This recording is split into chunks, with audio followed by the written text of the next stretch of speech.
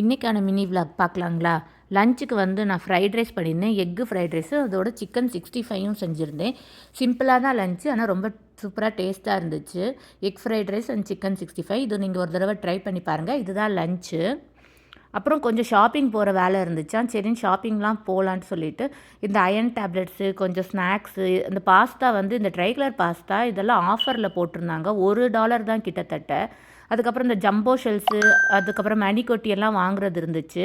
இந்த மணிக்கொட்டியெல்லாம் நான் recipe already போட்டிருக்கேன். லசானியா மாதிரி தான். அதுக்கப்புறம் கொஞ்சம் ஐஸ்கிரீமு, ப்ரெட்டு, ஜாம் எல்லாம் வாங்க வேண்டியது இருந்தது. இந்த ஆஃபர்ஸில் போட்டிருந்தா நம்மளுக்கு வந்து கொஞ்சம் நல்லா யூஸ்ஃபுல்லாக இருக்கும். $1 போது நல்லா ஒர்த்து தான். அதனால் கொஞ்சம் வாங்கிட்டு அதுக்கப்புறம் கரம் மசாலா, இது வந்து பிரியாணி மசாலா, பிரியாணி பவுடர் தீர்ந்துருச்சு. அதனால் வீட்டிலே அரைக்கிறதுக்காக நான் பிரியாணி பவுடர் எடுத்து வச்சுருந்தேன். இதை அரைச்சி வச்சுட்டா எனக்கு பிரியாணி செய்யும்போது கொஞ்சம் ஈஸியாக இருக்கும். அதுக்கப்புறம் நான் வந்து பாஸ்தா பண்ணலான்னு சொல்லிட்டு நைட்டுக்கு வந்து பாஸ்தா தான், ட்ரை கலர் பாஸ்தா வாங்கிட்டு வந்திருந்தோம்ல, சரி இது குக்கர்லேயே செஞ்சிடலாம். போயிட்டு வந்து பயங்கர டயர்டாச்சு. வெளியே போயிட்டு வந்தாலே வேலை செய்கிறதுக்கு மூடு வராது.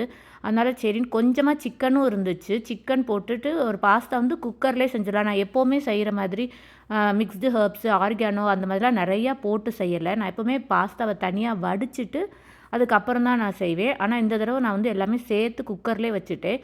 இந்த டேஸ்ட் வந்து எங்களுக்கு ஓகேவாக தான் இருந்துச்சு. நான் எப்போவுமே வடிச்சிட்டு தனியாக நம்ம அந்த பாஸ்தாவோடதெல்லாம் ஆட் பண்ணி ஃப்ளேவராக செய்வோம்ல, அந்த டேஸ்ட் வரல. பட் இது ஒரு இந்தியன் டேஸ்ட் மாதிரி இருந்துச்சு. ஓகே தான் இது. எப்போயாவது நம்மளுக்கு வந்து சோம்பேறித்தனமாக இருந்துச்சுன்னா செய்கிறதுக்கு இந்த மாதிரி குக்கரில் வச்சுட்டா ஒரு 2 விசிலில் நம்மளுக்கு முடிஞ்சிடும் வேலை. இன்னும் ஒரு கிட்டத்தட்ட ஒரு 10 நிமிஷம் தான் ஆகும். அதனால இதை செஞ்சுட்டேன். எனக்கு அந்த வடித்து செய்கிறதுனா ரொம்ப டைம் எடுக்குமா, அதனால தான் இது செஞ்சேன். நீங்கள் ஒரு தடவை குக்கரில் செஞ்சு பாருங்கள், உங்களுக்கு பிடிச்சிருக்கான்ட்டு. நான் சிக்கன் போட்டுட்டு 2 முட்டையும் ஆட் பண்ணியிருந்தேன். முட்டையை வந்து கிளறி கொடுக்கல, ஜஸ்ட் ஆட் பண்ணிவிட்டு அப்புறம் அப்படியே வந்து நான் விசில் போட்டுட்டேன். எனக்கு ஒரு 2 விசில்லே சூப்பராக வெந்து வந்துருந்துச்சு பாருங்கள்.